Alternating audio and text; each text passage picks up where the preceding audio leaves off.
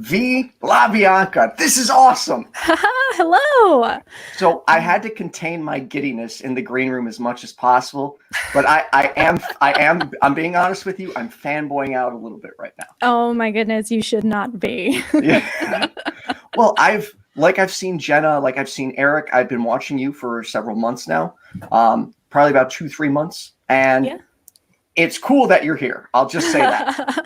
I think it's cool that I'm here too. I'm more than excited to have talked to you a couple months ago as you were just kind of starting out. I believe you did call Talk Heathen at one point. And so when I heard that this was you, I was like, I remember this person. This is amazing. So you did remember me. That's awesome. I did, of course. And I love your intro. The music got me jamming. So I'm awesome. Good. This is awesome. Do you remember my first words by chance? I do not remember those. I remember what you called about, but not how you introed. I literally said, dude, as loud as I could because I got so excited that I got through. And I love it. Eric had this look on his face like, whoa. So, yeah. All right. Shocking Eric right out of the gate. That's good. That's always a good thing. Tell me about yourself. Give yourself an introduction if you could. Oh, for sure. And I'm going to play this off like I know how to answer this. I'm V. I am a atheist activist. I got started about 2 years ago. I started a small local kind of political watch group organization called Atheist Membership for Equitable Nominations, or AMEN for short. And so we kind of, we were in Columbus, Ohio at the time. So we focused a lot on local legislation, things that were happening on a local level, elections, all of that, and kind of were raising awareness of things that might be overstepping the line between church and state. And that was really fun, and it kind of ignited my passion for atheist activism because I'd been an atheist. I'd watched all the shows. I was one of those people. My then partner was like, "Why do you watch all these angry people on YouTube?" That sounds like my ex. I was like, you don't understand. They're speaking to me. Yes. Right? It's like, oh, it's cathartic. I don't see it as anger. I see it as passion. Anyway. Yes. So I was watching all the shows. I had watched Atheist Experience and Talk Heathen during my formative deconstruction period back in 2017-ish. And so this kind of was me dipping my toes into the water of what do I have to say and how can I make a difference? And then I went to the American Atheist Convention back in 2019 that was up in Cincinnati. Okay. And I met everybody from the ACA and then other big atheist names in the movement, and it really inspired me. And a couple months later, my relationship kind of ended, and I realized that, you know what, this is the only reason I was staying in Ohio anyway, because Ohio, no offense to anybody from Ohio. So I moved out to Austin, sight unseen. I had never been here. Didn't know anybody outside of the few connections I had made during the conference. Stayed in a hostel the first couple days, and then my very first weekend went out to the ACA and was like, hey, I'm here. Do I set up chairs? Do I bring food? Like, how do I volunteer? How do I help? Right. And very quickly it started becoming apparent that they needed hosts, and there were some shows that needed slots filled. So I did a stint on nonprofits. I ended up being on Secular Sexuality, which I'm still on as a co-host. And that show is about sex, gender, and romantic relationships as they pertain to secularism. And we kind of talk about purity culture and kind of how religion has shaped our view of these kind of taboo topics. So we do that every Thursday at 7 p.m. Central. And then after that, I kind of got into Talk Heathen, which, as you know, is a atheist call-in show where we talk with atheists and theists who are in various processes of either deconverting or trying to reconvert us. And we have lively conversations with them. And that's on Sundays at 1 p.m. Central. And I assure you, I watch it every Sunday. I also watch the Atheist Experience. It's one of my favorites. My ex, to your point with the anger thing, she would constantly be like, why are these hosts so swearing so much? She's very Christian. I'm atheist. So we had our differing views. She's like, and they keep defining words. Can they just talk? I'm like, honey, there's a reason they're having to define this. Oh my gosh, they keep defining words. Yes, guilty. That is a thing that we do quite frequently. And I can imagine that would, I never thought about it. That would be very annoying to someone who didn't know why. Well, yeah, and that I started to realize that after my first debate with a presuppositionalist, because we're sitting there for 45 minutes trying to figure out the definition of knowledge. Yep. And she's commenting like, okay, can you take me out of English class and just start talking? Yep. So, and that is why epistemology does interest me, because I don't know how to explain what I know and how I know it. And that's where I get tripped up. Yeah. So what is can you define epistemology? Sure. So I like to define epistemology, and this is a disclaimer, guys. This is a hobby. I've taken maybe 4 philosophy courses in my life, read a couple books, but I'm self-taught. This is not, I am a philosopher only in as much as we all are. So I like to define epistemology as a category of ways that we talk about the world. So there's 3 questions that we ask when we're trying to think philosophically or get beyond just day-to-day thought patterns. It's what is there? How do we know what's there? And why do we care what's there? Okay. And those are kind of the three big categories. So that's ontology, is what is. How do we know what is epistemology. And why do we care what is axiology. And a subset of that would be ethics. So I have a lot to learn from you. That's all I'm going to say. No, so those are the 3 kind of big categories. And where you come into that conversation and which category you are talking from really defines the conversation. So we could be having a conversation about what is, right? What is God? You know, how like, does God exist, right? All of these conversations about the state of the world and reality as a whole. Right. And so we could have those conversations. And honestly, as a Christian, because I grew up a very fundamentalist evangelical. Really? Yes. Oh yeah. It was hardcore. I said before I couldn't picture Jenna like that. I really can't picture you like that. I almost don't believe that. Oh my goodness, I could show you some Facebook statuses that would make us all cringe. No, it was most of my life. I went to a Christian private undergrad and began the process of deconverting there. Sorry, theology professors, you actually had a lot to do with that. Really? Oh yeah. No, they required theology classes, and this actually ties in very well with the conversation of how we know things and that conversation. So I went to a private Christian college as a journalism major. So that was my major was journalism, and the program was actually fairly good. Like, it was a good journalism program. But in addition to these classes where they were teaching me what are primary sources, right? What are secondary sources? How do you know what a bias is? How do you determine who is telling the truth? How do you report in a non-biased way? Is eyewitness testimony valuable and valid, and all of these things? So they were teaching me to think in this one very particular analytical, epistemological way, which is, okay, how do I know? I need to report on this thing. How am I going about discovering the truth of this matter? And then they required theology and Bible classes in addition to that.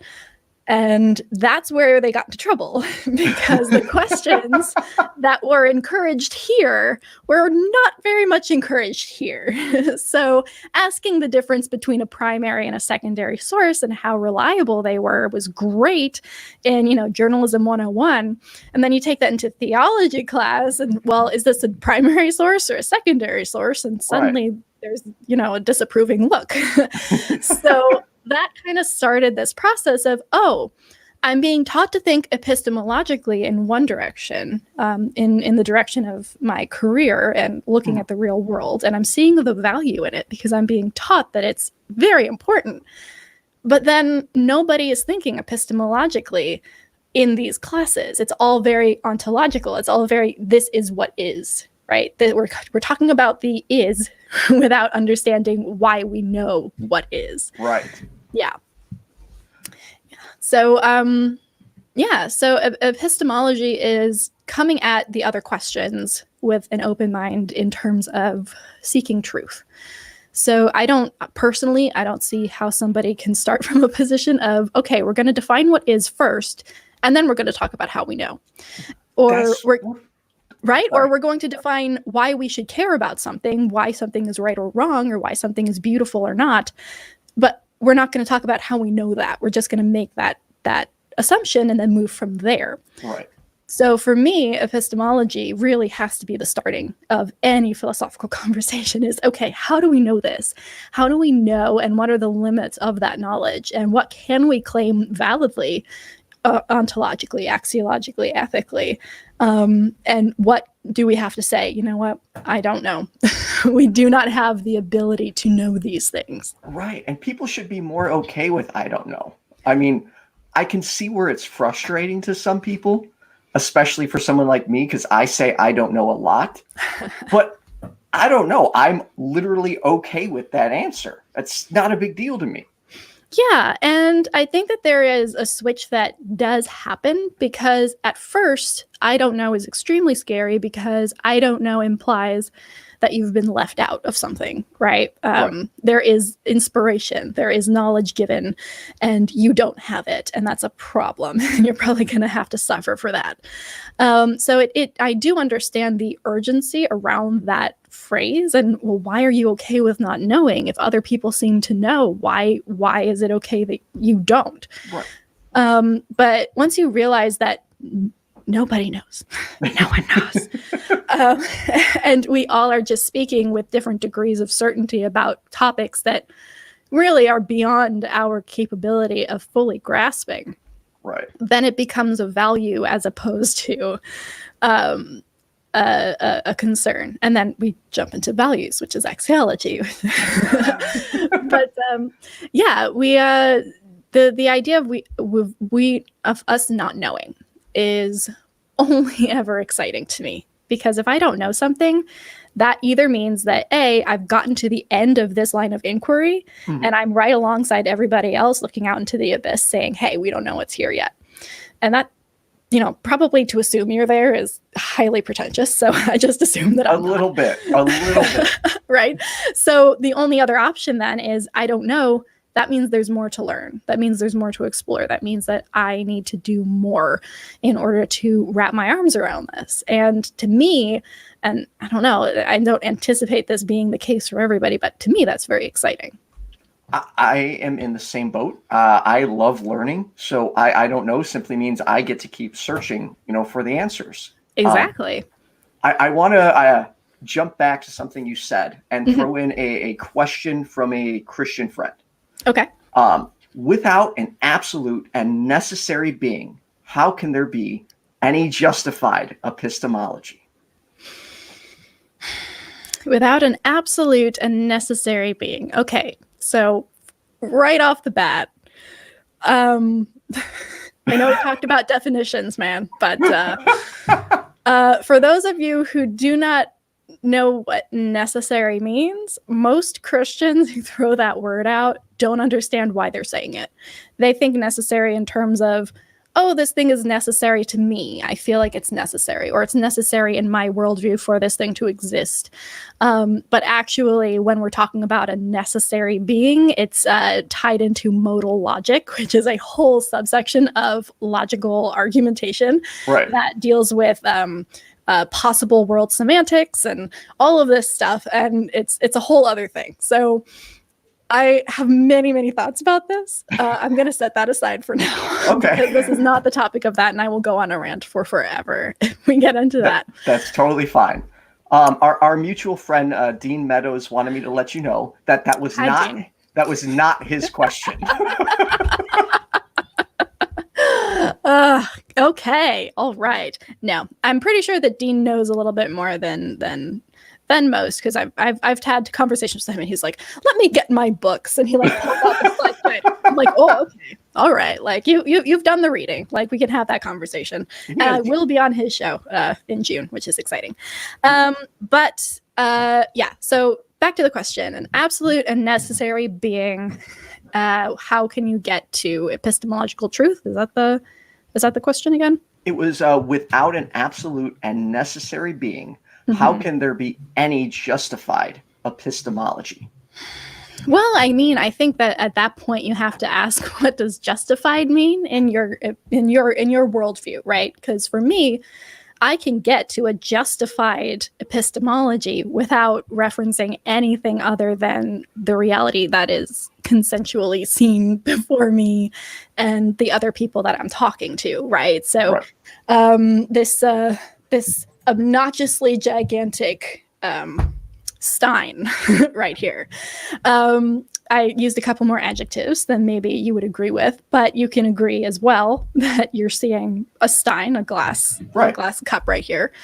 And then I could call someone in from the other room and say, hey, do you see this cup? And they will say yes, unless we're in somewhere Twilight Zone.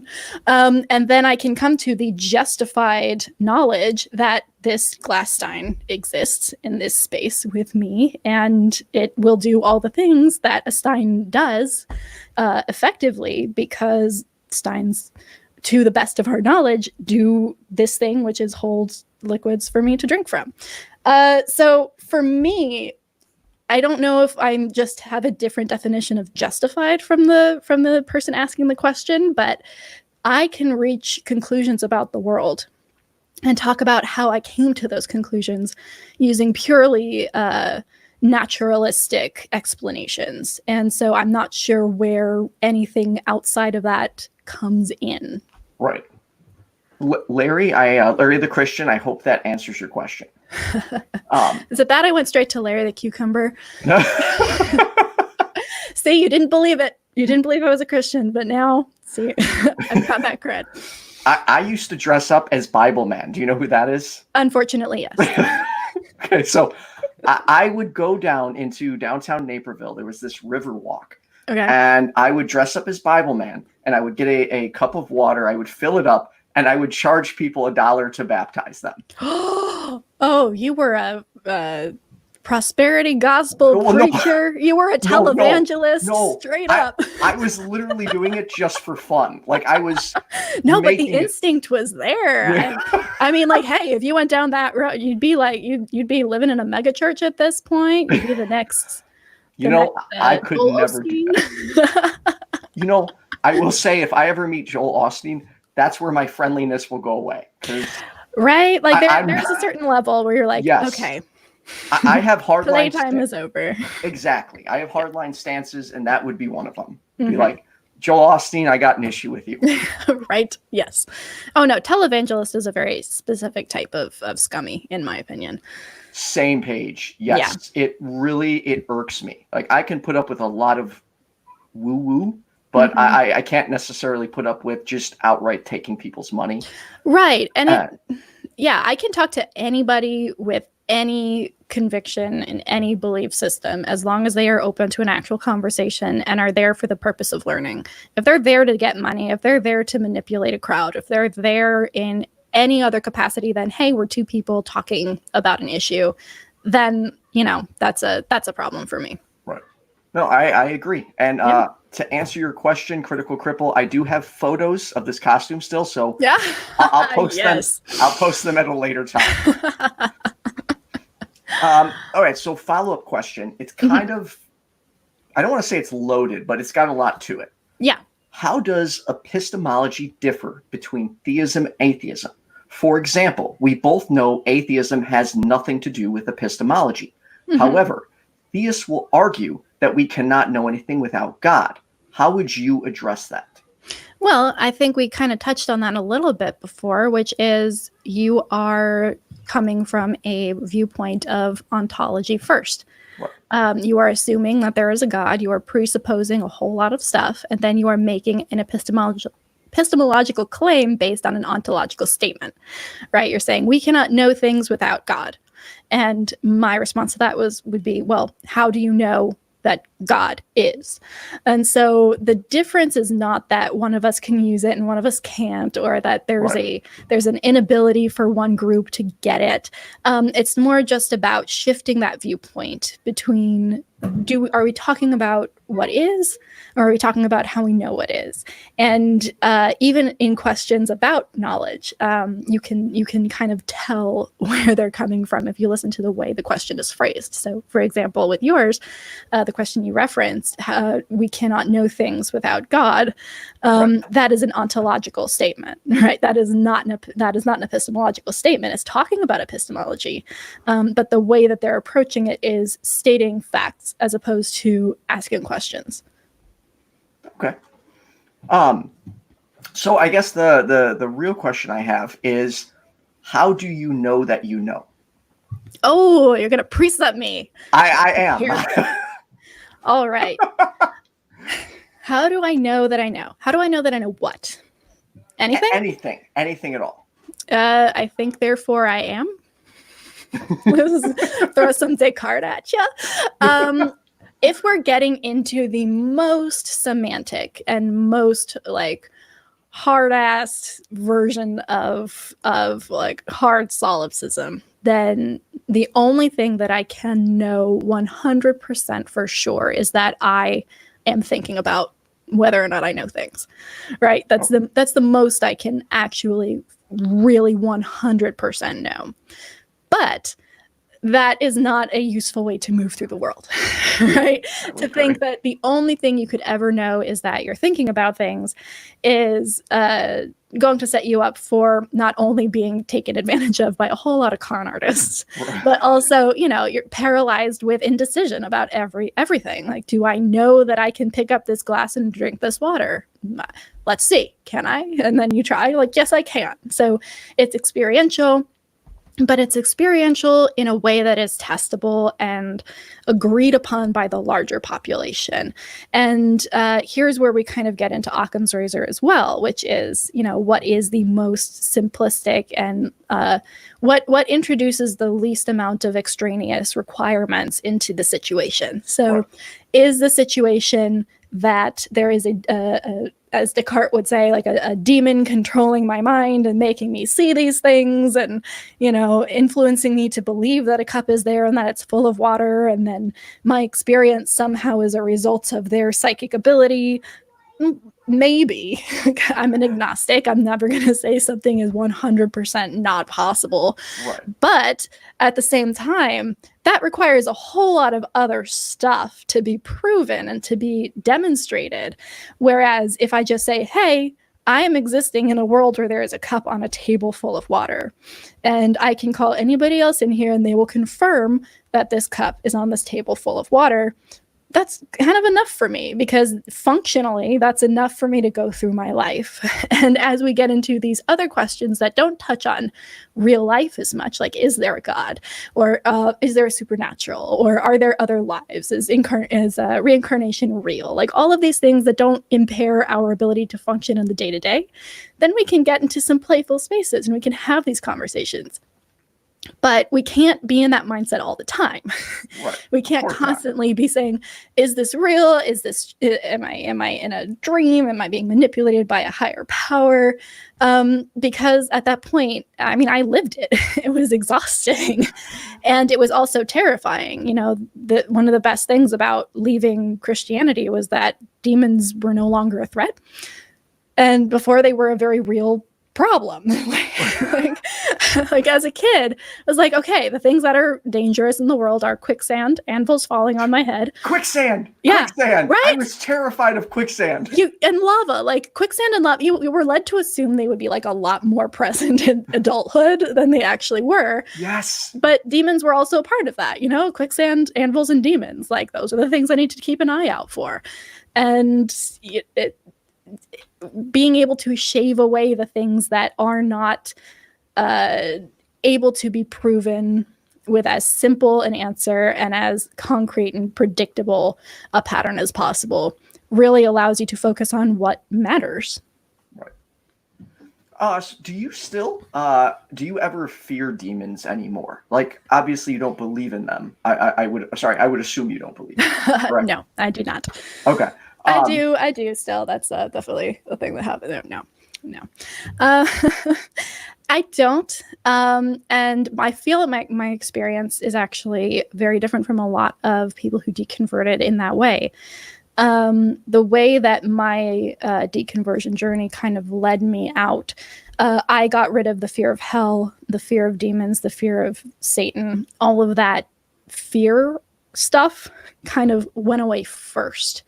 And then I continued to believe, oh, well, everyone goes to heaven, or they just take different paths to get there, or, you just cease to exist if you don't go to heaven. Then it's just annihilationism, right? You just poof out of existence. And so yeah, my deconversion was not something that was born out of fear necessarily. It was, oh, the fear is gone. That was all that was motivating.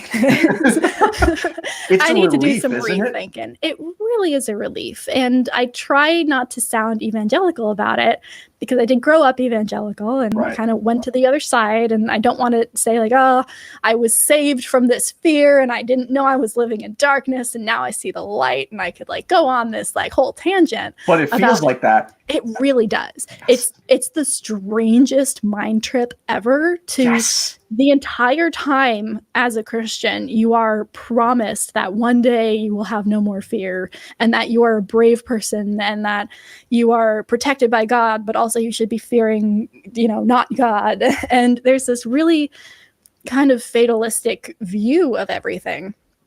And then you leave it and you realize, oh, the way to get rid of sin is to not fucking believe in it anymore. Right. Like, I have done exactly all of what Christianity promised. I don't need to worry about hell or sin or the devil or demons or anything anymore. I'm living in as good of a mind space as I ever have. And all that it took was leaving the religion. So. And it's almost as if they find it very hard to grasp the relief that when we're expressing it, it really is like a genuine relief of your mind. It's just like, oh, I'm free now. And I feel like many of them don't understand that. Right. Because I think a lot of it works against them. I think that they are told that they are free and they are told that they have had that moment of realizing that they were free, but it didn't really feel like anything. So like clearly ours didn't feel like much either, right? Like if your only experience of feeling free is someone saying, hey, by the way, guess what? You're free. Cool. You're like, cool. That's awesome. That's good news, I guess. I don't feel any different. My life hasn't changed, but I'm free. That's awesome. Then you're not going to fully understand or appreciate the impact of someone who literally did have that moment of actual escape, because it did feel like an escape more than anything else. Yes.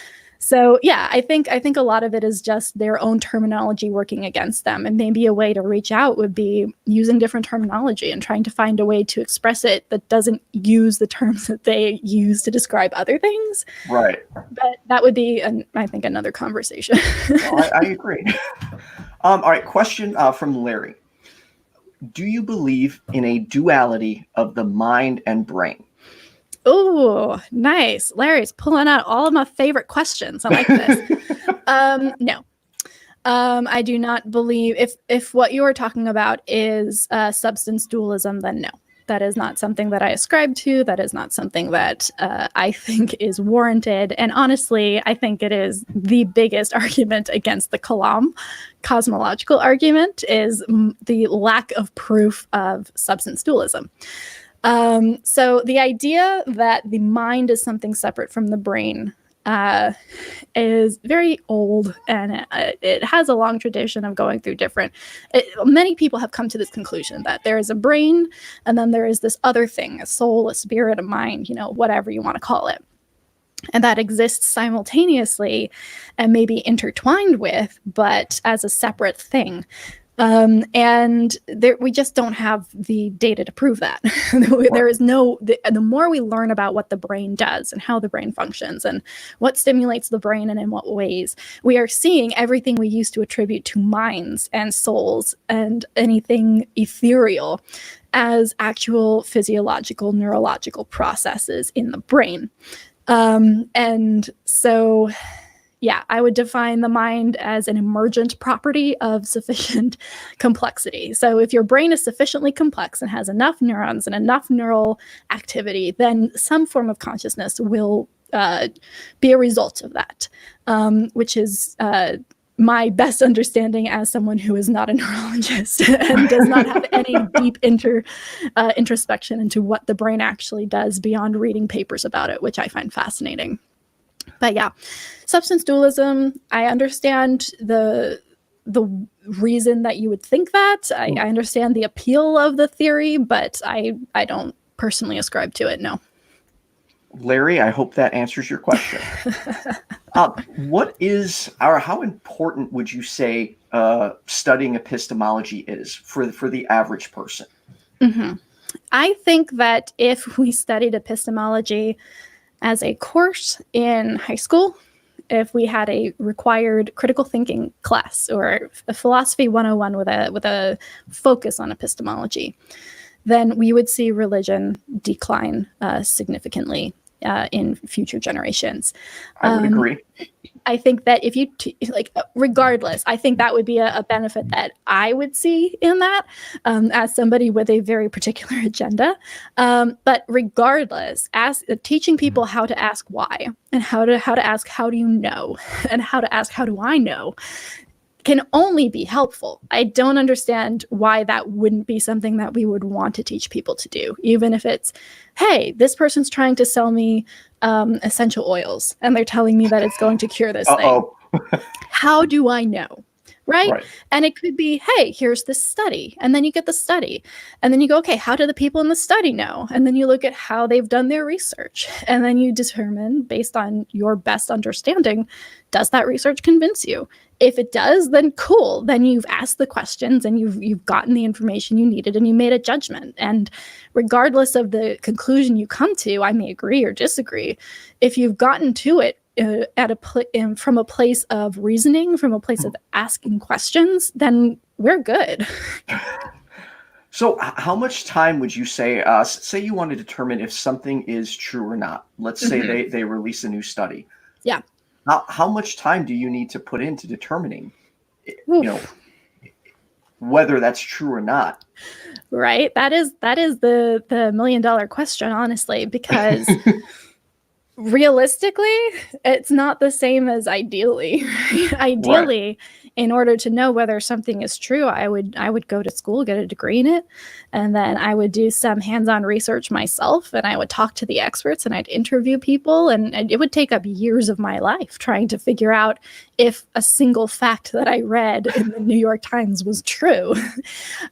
So there is an ideological answer, which is as long as it takes. You do what you need to do to find that, and it can take years, especially if it's a subject that you don't know anything about.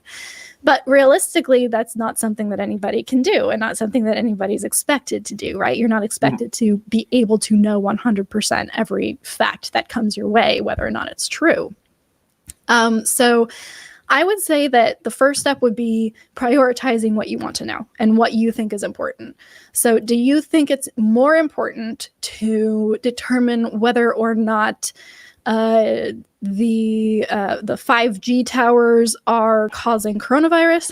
Or do you need to know more about whether or not this drug that you're taking interacts with this other drug that you're taking, right? So when you're weighing those, you can say, okay, this is an interesting conversation to have for sure. And I would love to have a conversation, seriously, internet. I would love to have a conversation with someone who thinks that 5G is causing coronavirus, but I can find you that person.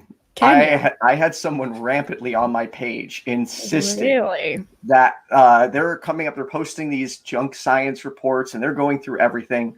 However, this person is also an anti-vaxxer. So take take it. Oh yes, no. The Venn diagram of those people is basically a circle. So that, as interesting as it would be, it's not necessarily applicable to my day-to-day life, right? We're coming back to this a lot. I'm very much of a pragmatist in a lot of ways, right? If it's useful to me right now to follow this path of inquiry, that's what I'm going to do. So what you do is you find what you want to learn about first. So that takes a little bit of time weeding through. Do I care enough to do this digging, to do this research? And the next step is, there are some shortcuts for sure.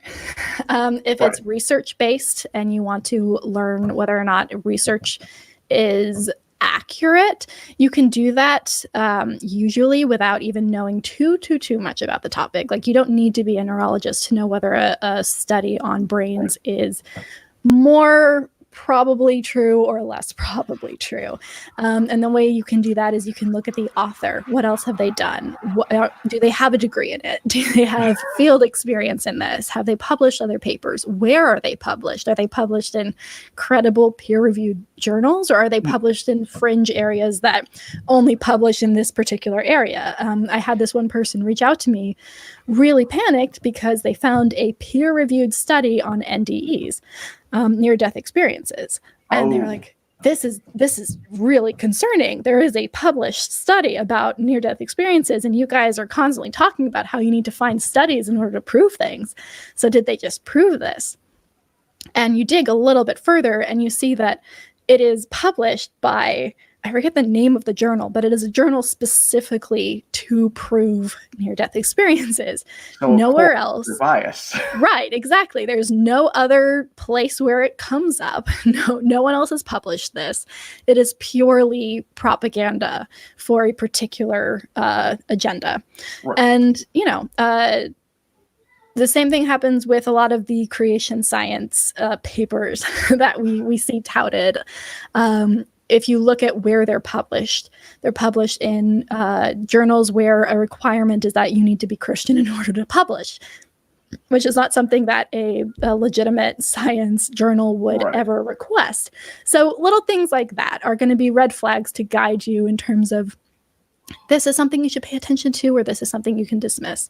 And it's really up to you to determine how many of those red flags are enough to say, okay, I'm putting this to bed and I'm moving on to something else. See, I think, and I could be wrong here, or at least I find I differ from many people in this area, because I want to engage with the 5G tower people. I want to engage with the anti-vaxxers. And in fact, I'm okay with them coming on. And some people would say that that's allowing dangerous information out there. But in my opinion, when you silence people, all you do is reinforce what they believe. And I would rather let them come on and occasionally talk themselves into circles, because the viewers will, I don't know, I think they'll learn from that. Yeah, I think that there's a balance to walk there. I think that if there was somebody who was just this random person who I wanted to talk to about something on my channel, yeah, fuck yeah, I'd go for it. I think it was Trevor Noah who used this. I love Trevor Noah's approach, by the way. The way he handles situations, absolutely love it. Right, it diffuses all of the tension immediately. Yes. But the one thing that he said that really stuck with me is when you refuse to engage with bad ideas, and I think he was talking specifically about racism, and you just silence people and you say, go away, we're not talking to you, they don't cease to exist. They go and they find other people who will support them, and then they grow in this area that you are now ignoring. So there is this delicate balance between not platforming someone, but also not shunning them and allowing them to grow into something worse because they didn't have the opportunity to put their ideas under a microscope and really think about them. Right. I guess I have to learn that where that line is specifically.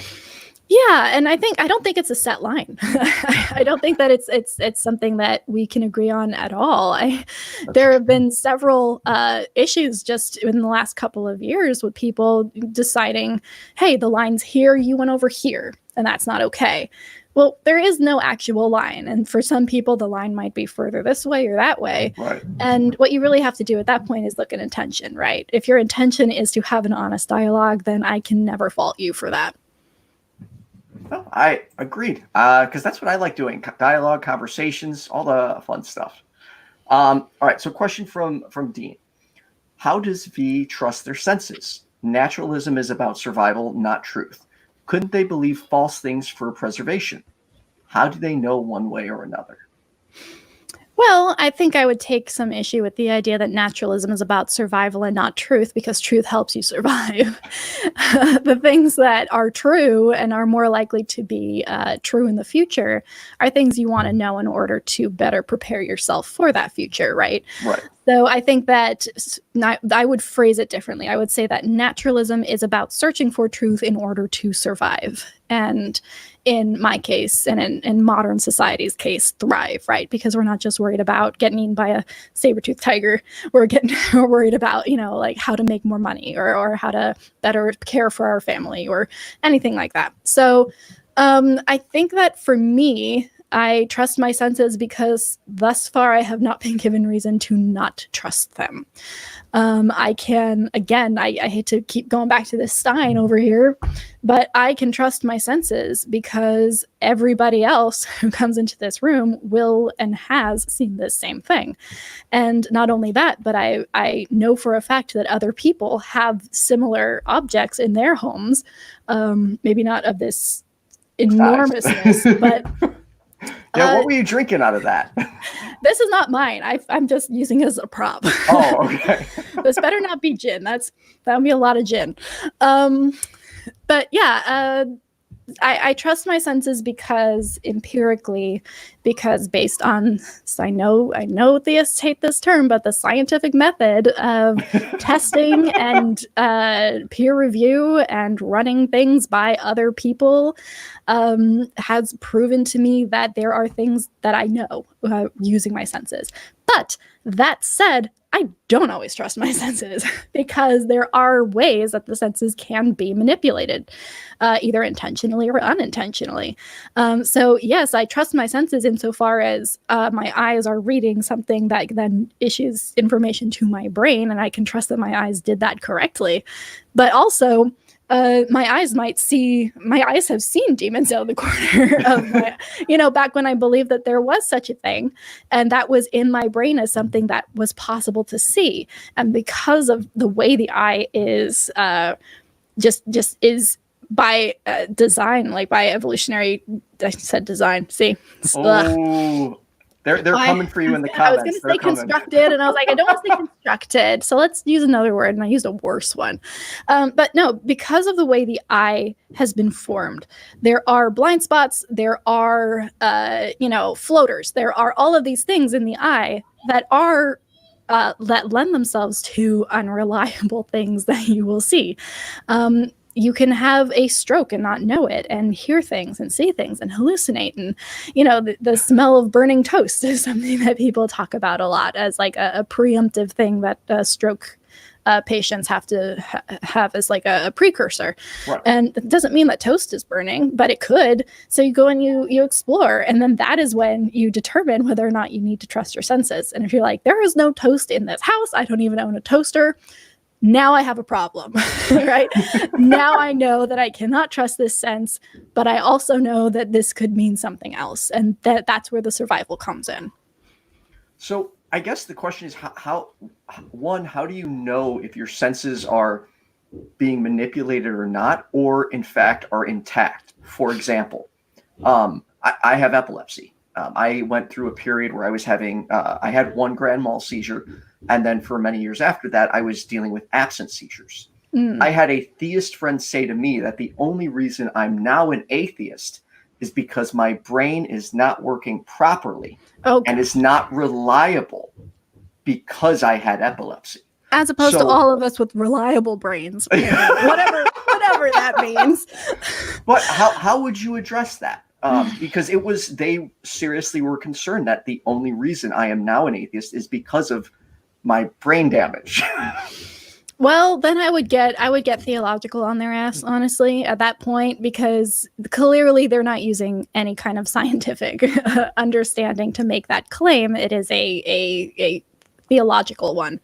And so then I would get theological and say, okay, so is God going to hold me responsible for the fact that my brain is quote unquote malfunctioning and it caused me to be an atheist? Yes, cool. He's a moral monster. Great, congratulations. No, cool. Why are you talking to me? Why should I care? So would you, I feel like I can trust my senses. Would you say it's safe to say that I could trust my senses as well? Yeah, I think that you are the best. Yes, and that's a tricky question, and I think that it's used a lot by apologists to kind of get in the door. Either you say, no, I can't always trust my senses, and then they're like, haha, so how do you know if you can trust that there is no God? And then you can also say, yes, I do trust my senses, and then they can say, aha, but what about this kind of hallucination or this kind of thing? So it's not a yes or no question. You should trust your senses in as much as you see your senses reflecting what you know to be the closest approximation to reality. And you need to be, the only requirement of anybody, is to do enough research to be able to know, is this an approximation of reality or not? I see something that I don't know is there or not.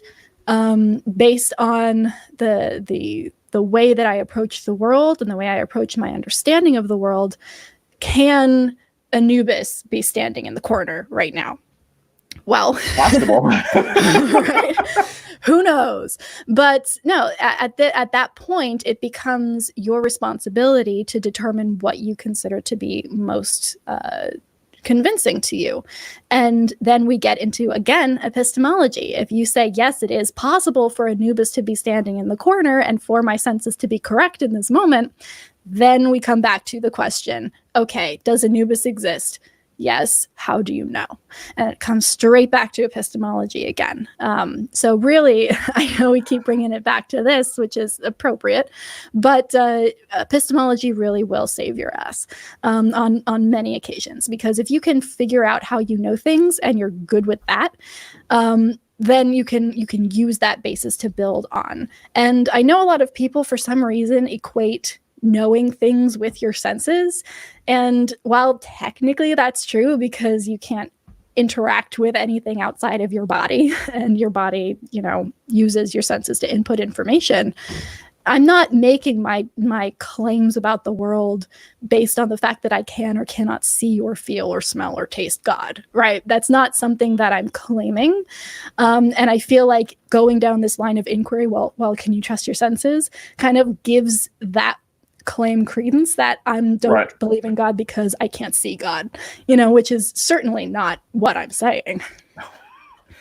It's hard for me to, at times, I follow my instincts, but it's very hard for me to sometimes articulate, or to give an example, when I've debated an apologist, I know something's not right with their arguments, but I just feel like they just keep throwing so much on top of it that I'm like, I don't know where they're going and I don't understand it, but I know it's not right. Mm-hmm. What is it I'm missing? I think it might not be a case so much of missing things, because a lot of the time it's engineered that way. Like it's by design that you can't follow. It's by design that you feel confused. In this conversation, I hope you haven't felt like you've been lost in the conversation, right? No, we're having a good conversation because exactly. we both care about communicating actual thoughts. Yes. If I wanted to confuse or confound, this would be a different kind of conversation, but that's not the goal. With a lot of these apologists, not all of them, of course, but especially precepts, the goal is to confound and to come out on top and to win. Yes, I've noticed that. Yeah, and it doesn't matter if they believe it, doesn't matter if they understand it, if they can throw around terms and you are coming at them trying to honestly understand, and you catch onto a term, right? And you're like, oh, I don't know what necessary being means. I need to know this first. But then they've already like moved on 5 points and you're still stuck and they just keep going and you're right. like, wait, what? Exactly. And so I think what I would say, and this is someone who has never formally debated anybody yet, I would say, don't try and predict where they're going. Don't try and say, okay, I think I understand and I think I know where they're going, so I'm just going to wait for them to get there and hope that we got to the same place. Instead, stop that gish gallop, right? If they say necessary being, what you have to do is you have to say, okay, what's a necessary being? And then you make them define it.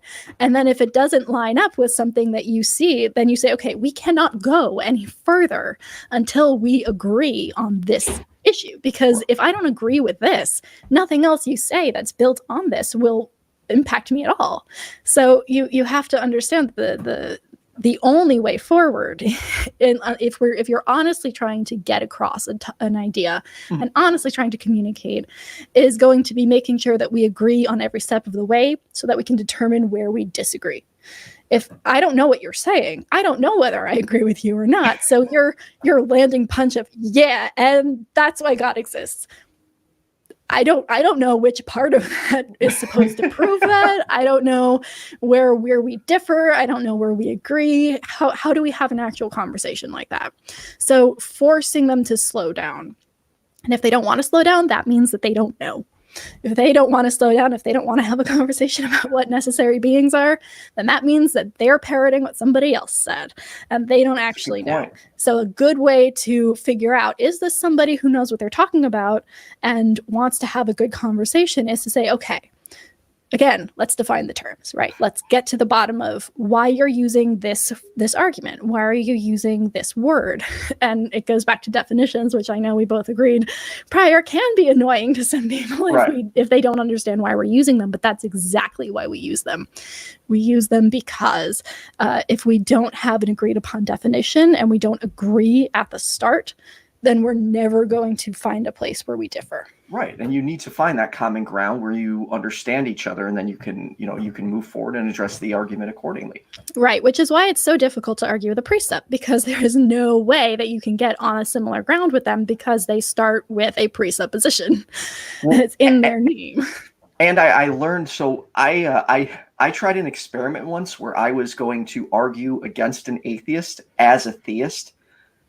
And it lasted about a half hour till and this was on a stream. I put my hands up. I'm like, I can't do this. I feel like I'm lying and it's driving me nuts. Like it was just weighing on me because it felt like such a dishonest approach to me. Yeah, we did something really fun during the last American Atheist Convention. Anthony Magnabosco, who is the person that you want to look at if you're talking about epistemology, and street epistemology specifically, which is going out and asking people questions about how they know things about certain topics. Right. But he did a seminar where what he did was he gave us all of the kinds of questions to ask. And then he said, okay, pair up. One of you make a claim that you don't believe, and the other one try and get to the bottom of it. So I had to try and pretend that I believed in ghosts. The person that was asking me questions was like, well, how do you know? And I'm like, I forgot what it feels like to believe in the supernatural. I don't know how to do this anymore. Yeah, I have a trouble with anything supernatural. And I know I shouldn't say this. I know atheism has nothing to do with ghosts, but it genuinely does confuse and bewilder me when someone says, I'm an atheist, but I believe in ghosts. I'm like, that doesn't make sense to me. It's like my brain can't rationalize that because you got over here. What are you still doing like halfway in the middle? Right. And honestly, that happens more often than you would think, not just with supernatural claims, but with a lot of cultural claims that are based on religious thinking, right? So like concepts of what is and is not acceptable, what is not moral, a lot of the times do have religious baggage and originate from a very puritanical kind of mindset. which unfortunately is pretty predominant here in the United States.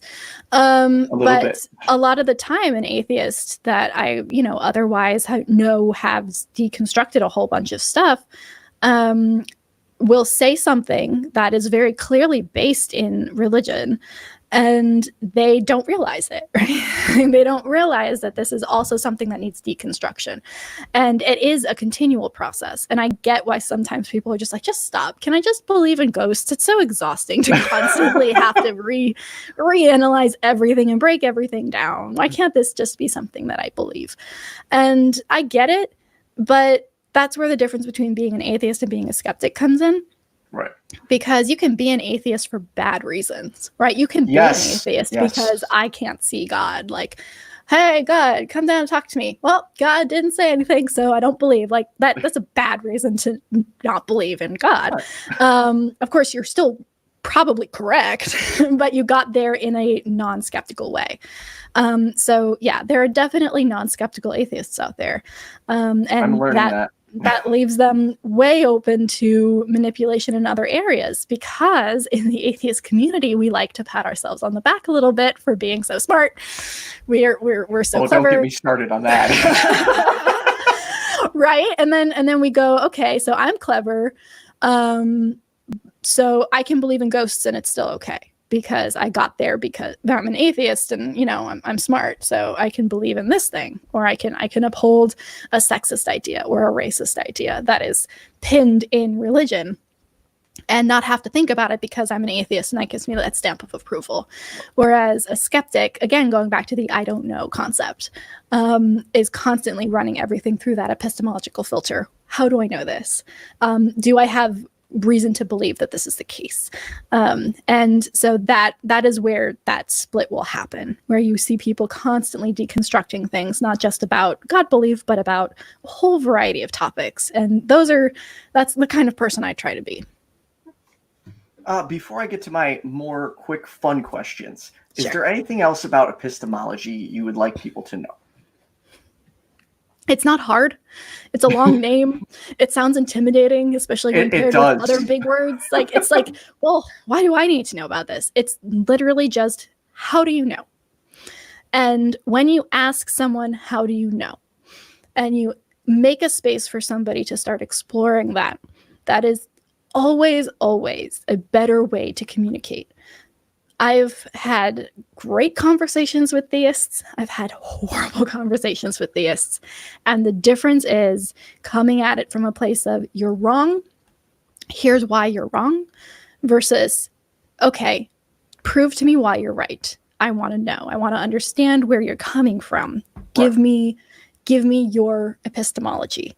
And then you get to point out every step of the way, okay, that's a valid, that seems valid to me. Okay, we can agree on that. Let's move on. Oh, that doesn't seem like a good way to know something. So let's look at this from a different perspective. And it's always, always is a better way to have a conversation, and it diffuses that tension. So, excuse me, if the word intimidates you, don't let it. Do some research, check out Anthony Magnabosco's Street Epistemology, and definitely make sure you're keeping it as a tool in your toolbox, because it's very important.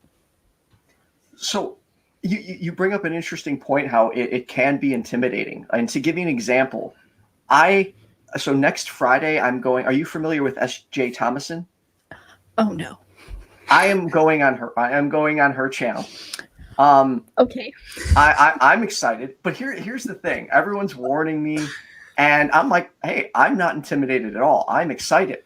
But then you put me in a room with many atheists like yourself, and I'm just like, I'm so nervous, because that's where I feel intimidated, and I feel like I am lacking so much information.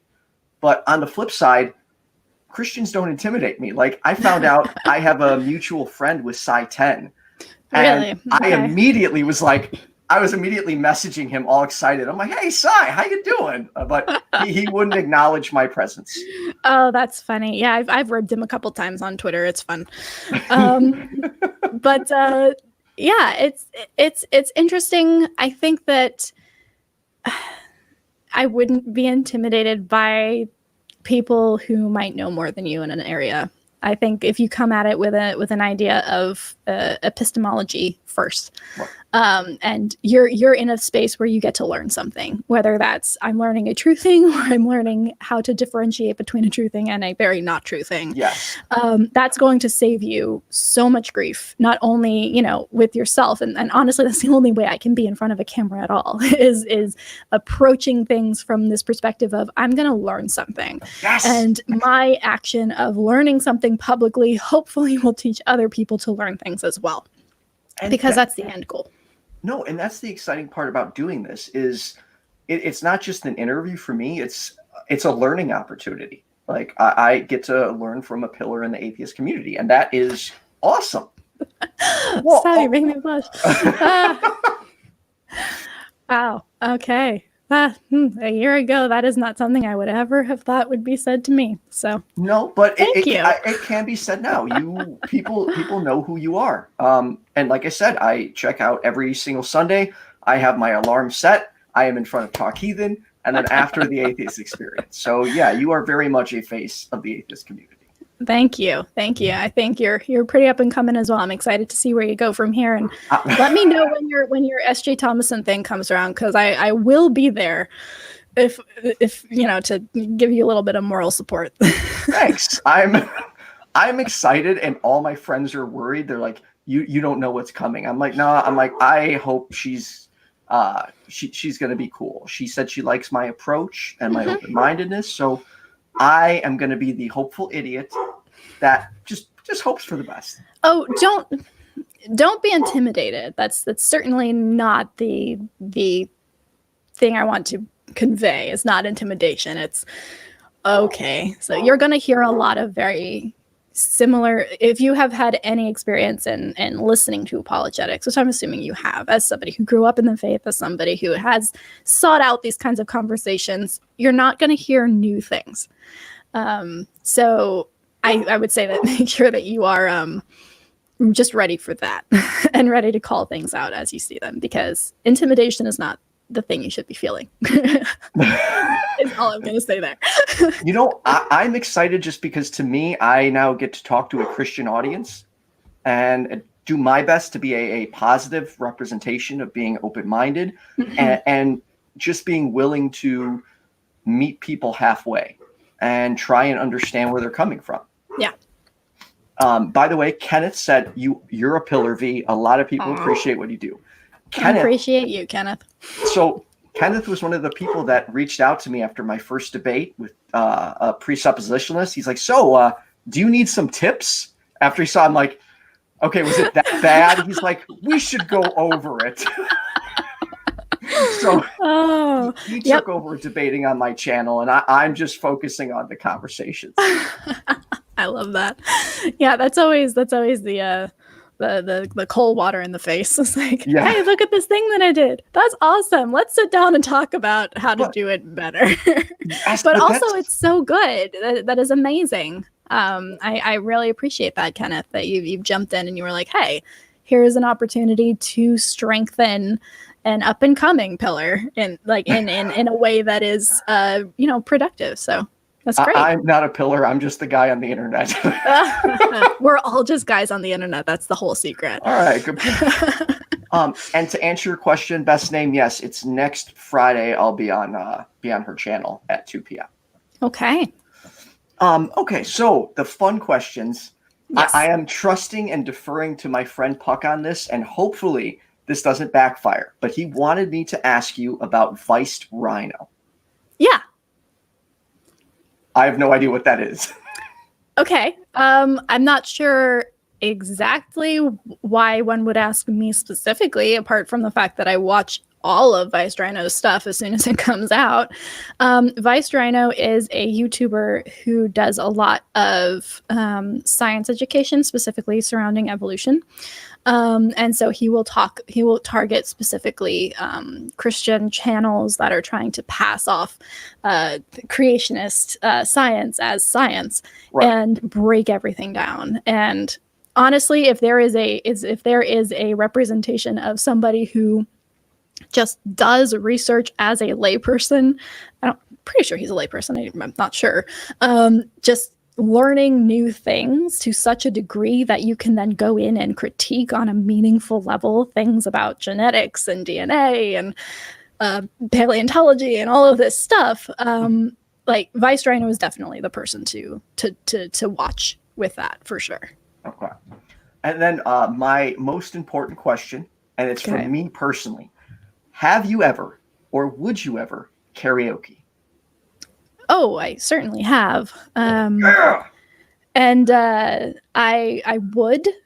I don't have a very large vocal range, so I have a very specific set of songs that I need to be able to access before I feel comfortable doing it. But yeah, heck yeah, I'll do that.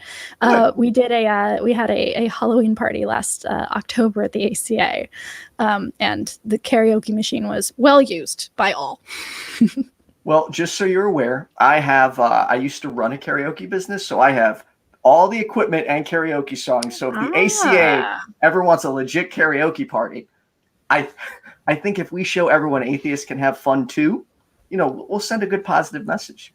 I think that you have an idea there that is definitely worth pursuing. I know many people who would jump on that, myself included.